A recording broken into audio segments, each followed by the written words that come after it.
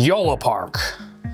Is that obvious enough? Can you tell that this is Yolopark by the mysterious box that just says Yolopark on it?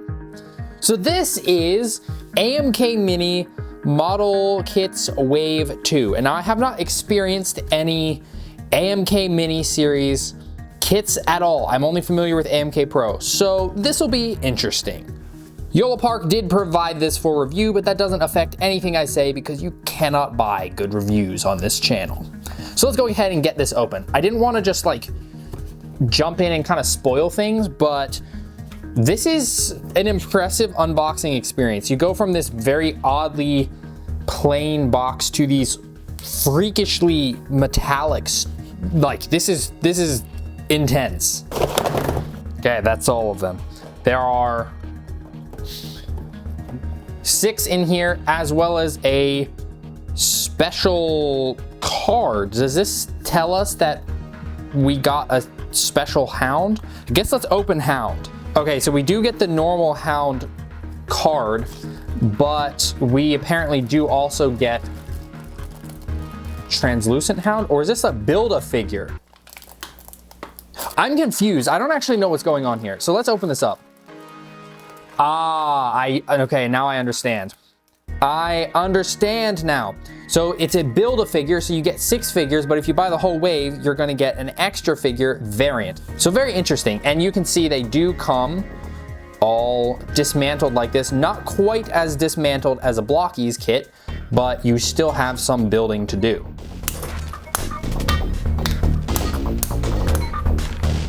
So I misunderstood a little bit how the rarity works. So there are 2 rare figures possible. There's the evil Rodimus, and then there's Silver Streak. The evil Rodimus could replace normal Rodimus, and Silver Streak could replace Prowl. The Gummy Hound will be always there if you buy an entire set. So you're not gonna have a Build-A-Figure rare, if that makes sense. So you'll always get Hound if you buy all of the figures, but you might get Silver Streak and Evil Rodimus if you buy Rodimus and Prowl. So there are all the figures put together, including the Gummy Build-A-Figure Hound. The build process is somewhat difficult for some of these, and I'll talk about that later. But for now, we're gonna do some size comparisons. So I grabbed 3 figures because we don't have an exact uniform size between everyone. So the first figure I wanted to bring in is one of the newer Blockies Galaxy version figures because I feel like they are the most similar to these particular products. And they are not the same size, nor are they the same proportions.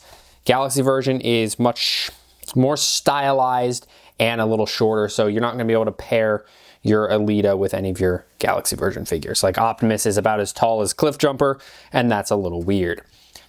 Then we have a Blockies Classic Class, that is the Classic Class Rodimus Prime, and he's a little taller, so these guys stand, I guess, somewhere between Galaxy version and Classic Class. I also wanted to bring in a semi-standard height high-grade Gundam. Again, a little bit taller. And then I wanted to drop in a Blockies Action Edition, which is much bigger. And then I will follow that with a Yolopark AMK Pro. So you can see the difference between AMK Pro and AMK Mini. And then just for kicks, I wanted to bring in Gummy Hound and drop in a Defender Gummy Hound. So hopefully that gives you a bit of an idea of how big these guys are. They are very much a self-contained scale, at least in comparison with these other model kits. You do also get a little card per character. They're very holographic, and there's a little QR code, much like Blockies little collectible cards. And I do think they add kind of a lot to the figures because it's just a little extra something to go along with the figure. I think it's pretty cool. And it says the measurements: 10 centimeters, 11 centimeters, 12 centimeters, 11 centimeters. So that's pretty neat. It makes it easy to know exactly what size these guys are. So let's jump in and start looking at the figures, starting with Prowl. I wanted to start with Prowl because this guy has the most, I guess, blatant issue right off the bat. He's got no printing on his doors, despite the instructions kind of showing it. I've noticed the instructions don't seem to be 100% accurate, and I think you really shouldn't show print on your instructions unless the figure is going to come with it. Detail-wise though, this guy does basically look like he just hopped out of the cartoon. Like the proportions, the way that he's styled, and I don't know, they really nailed the G1 look. It's pretty good, and he looks pretty good from most angles. His doors are kind of hollow on the inside, but he looks pretty good from most angles. His face is also decent. I would say the print work on that is pretty solid overall. It's not too bad looking. Like, if you want a nice display G1 figure, this guy will do perfectly fine. He comes with a blaster, which is pretty cool. All the figures come with open hands and fist hands, so you have a few options there. He's even got the wheels still on the side of his feet. So that's really cool. I have no issues with the way he looks. I will say, when it comes to articulation, first of all, there's no standardized articulation. Every figure is different, and that's a little jarring, but it's not horrible. What is a little bit meh is the way the joints are made and the tolerances of the plastic. And there's one of the things. These pegs, they're so shallow. Like, they barely hold in there, so as you're moving this, it will eventually just pop off. And there's like a hinge and a ball joint. I think that they could have gotten away with just a peg and not a ball joint. So that's a little bit of a bummer. The turrets on his shoulders have plenty of movement. His head gets plenty of movement. I don't really have any complaints there. It's plenty tight. His torso, he's got a decent ab crunch, a little bit of side to side. The arms can, wow, that's a little disturbing. But yeah, you don't have any limit of movement there. You have the rotation. That stops here because it's bumping. You have a bicep swivel, which is very tight. Elbow joint. The elbow joint's one of the joints that I really don't like. It's a metal pin in there, and it's just a metal pin shoved through plastic, so the tolerances are going to be all over the place, and we will see that later. This one's fine, but yeah, that's not great. You just get a simple rotation for the hands, no ball joint movement there. You get a thigh swivel, but the thigh swivel is so tight that I can't even really use it that well, and as I'm trying to use it, that's falling off. The knee gets a good bend for a single joint, and then the ankles are odd. They're a ball joint, which is on Prowl pretty fine.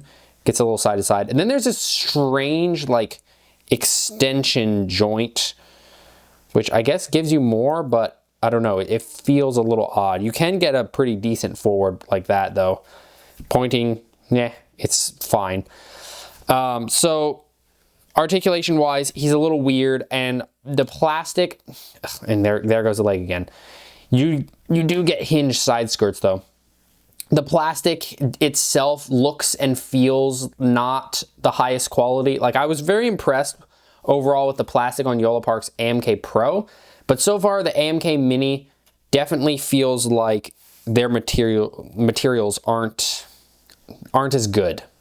Arcee is one that I'm sure a lot of people are going to want. I'm not a big fan of the female bots, but I know for some reason a ton of people are. I just find them to be a little bit odd proportion-wise. But they've done a pretty good job here with the look. I don't really have any complaints here, aside from the foot having the Yolopark logo on it. That's in a very, very eyesore-ish spot. But overall, like, the coloring is pretty good. Even the silver joints, despite me not liking that particular style of joint, it looks good. She comes with actually 2 little blasters, and of course the fist hands, which are also holding hands, and then the open hands. Wrists are way thinner on this figure. So yeah, looks wise, she's pretty great.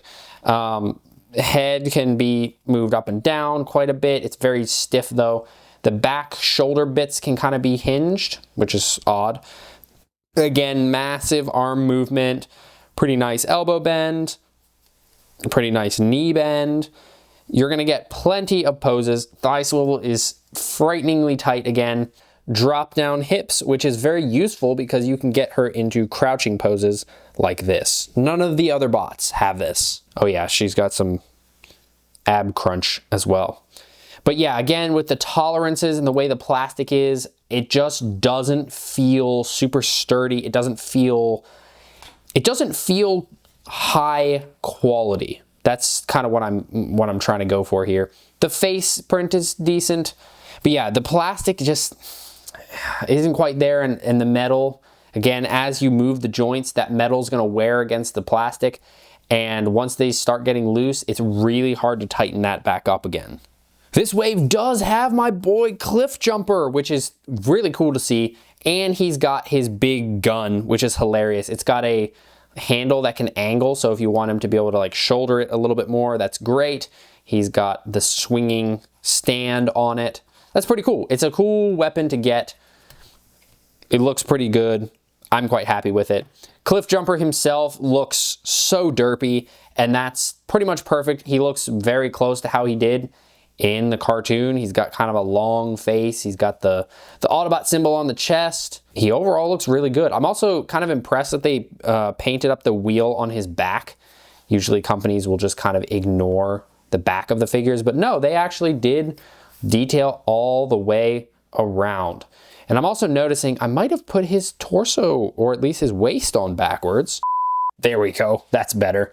And then in terms of articulation, he doesn't have as much in the abs section, but he does have the thigh swivel. These ones are actually movable for the most part. His feet are on the ball joint, and then with that weird swing out joint, this is quite loose. I actually had some struggle to pose him because of the looseness. Like some of the positions, he didn't want to like hold himself up. He's doing fine at the moment. He's got fine knee bend. Oh yeah, this one, it's this side. It doesn't want to stay in. I don't understand. But he's got a nice knee bend. He's got a nice elbow bend. Oh, that's a really nice elbow bend. Swivel here, very tight. Just a simple ball joint that attaches the shoulders on. And then of course, you know, he's got the open hand, fist hand combo. So he's a solid figure. Also, he stands up so easily. Oh yeah, his head articulation is great too. He stands up so easily that he's actually really fun to pose in that regard. Despite the ankles still being a little weird, he will stand up quite well. So yeah, this is like a perfect desk buddy. You just pick him up, pose him a little bit, pop him back down, and he will stay. You don't really have to worry about him falling over when you're not looking.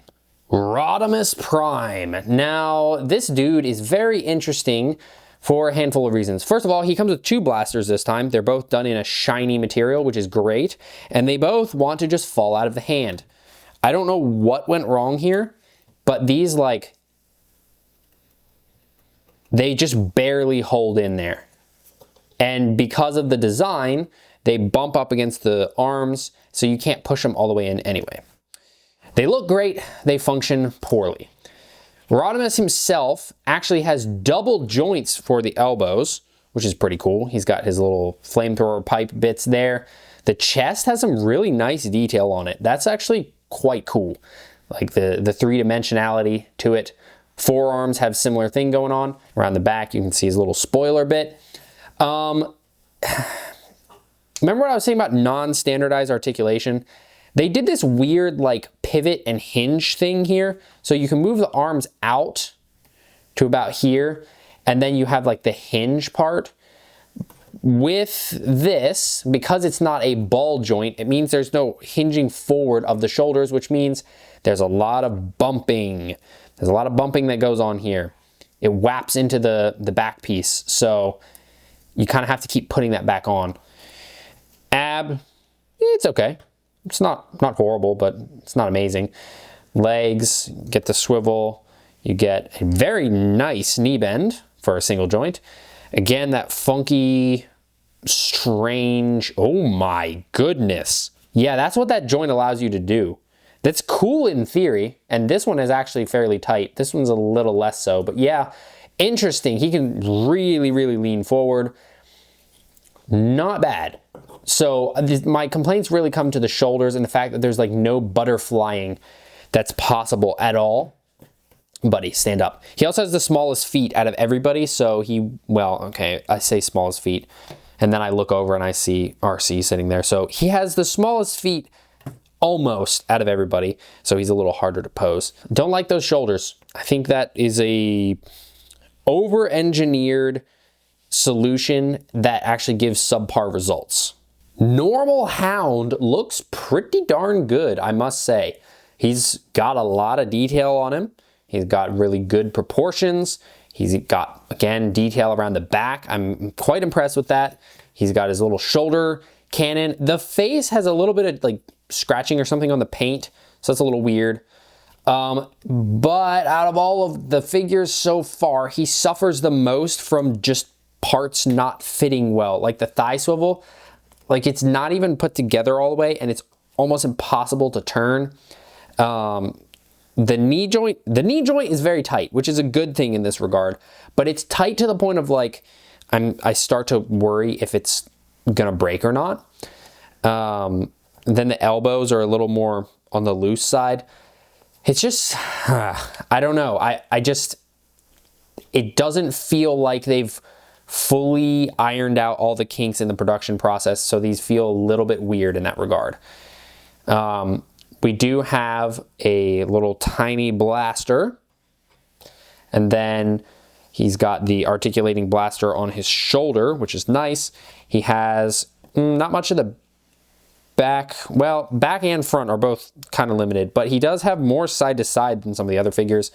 These shoulders are a ball joint on a hinge, so he can reach way up like that, and then he still gets the full like movement and whatnot. This is kind of what I wish they had done for Rodimus. I think this is a much better articulation system, except for the fact that this arm it's barely tight enough to hold itself up. Not great. And he also just gets a 90-degree arm bend. I don't actually mind that too much. I think that's fine. And then the rest of it, you know, we got the same strange foot maneuvering, although it's not quite as extreme as Rodimus. And then the head is actually pretty good. Like I've been impressed with the head movement on these guys.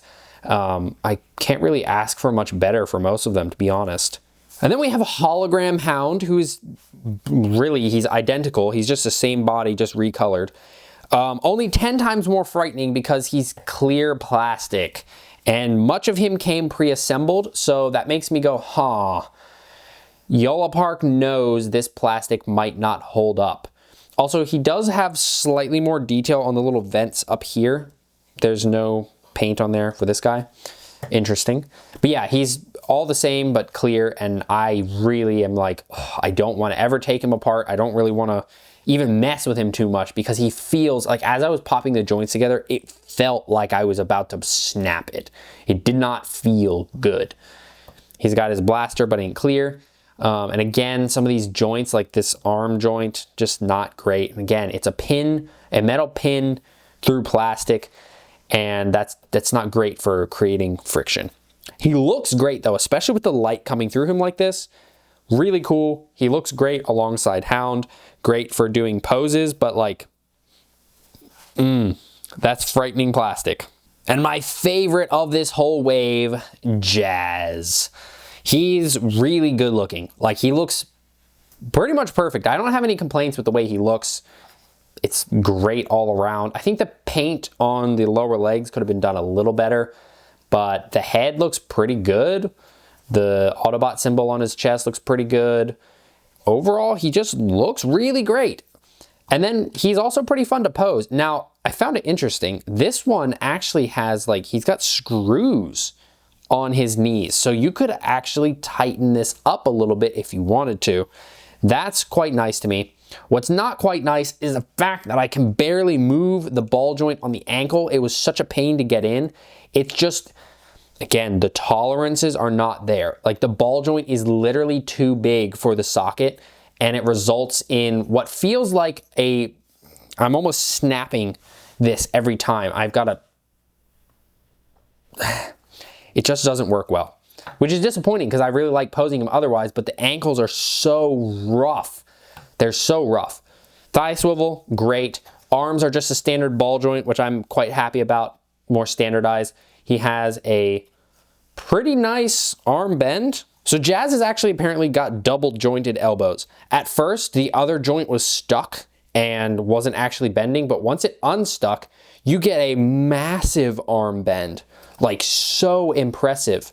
So if you get this guy and this happens, that's not correct. You have to kind of, I guess, break in the joint and you will get the most sharp arm bend you have ever seen. He also comes with the holding hand and a little blaster, which is pretty cool. And then for, oh boy, he's got some ab crunch. And he's got side to side. So yeah, you can get a lot of fun poses with Jazz. Like there's a lot of fun poses that you can get with this figure. I think he's probably the most limited in terms of head movement, but that's not saying too much because he still gets plenty. And he's got articulated side skirts, so he could do the splits if you want him to. Really like him. I think he's so much fun, except for the ankles. I feel like I'm snapping them every time I try to move them. So that is the Yolopark AMK Mini Wave 2.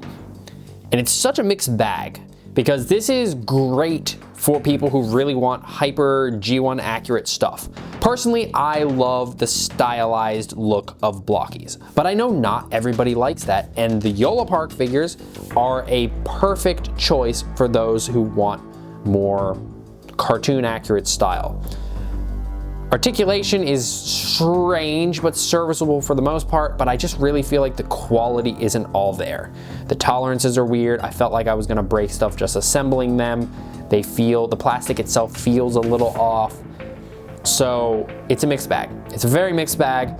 I don't really know what I think fully. I don't know if I recommend fully or not recommend fully. I will say, if you're wanting something that's like desk buddy type stuff, like I've mentioned, these are perfect. You know, you pose them a little bit, they mostly just are on display. These are great. These are definitely what you want. If you're looking for something that's really fun and will hold up to heavy posing, I don't know that these are going to be what you want with those metal pin joints and the tolerances, especially like, you know, Jazz's ankles. I can barely move Jazz's ankles, so he's not that fun to pose as a result, despite him being a fun figure otherwise. So that's kind of the bottom line. If you want him for mostly display, great. If you want him for mostly play, no, I would say look for something more like blockies that are quicker to put together and a little bit more fine-tuned in terms of the posing of it. But yeah, they do absolutely nail the G1 style. So I'd love to hear your thoughts. What do you think about the Yolopark AMK Mini series? What do you think about it compared to blockies? And what do you think about the quality of these if you've tried them? Look forward to hearing your thoughts down in the comments below. Thanks so much for watching. If you enjoyed this video, please leave a like and consider subscribing, and I'll see you next time.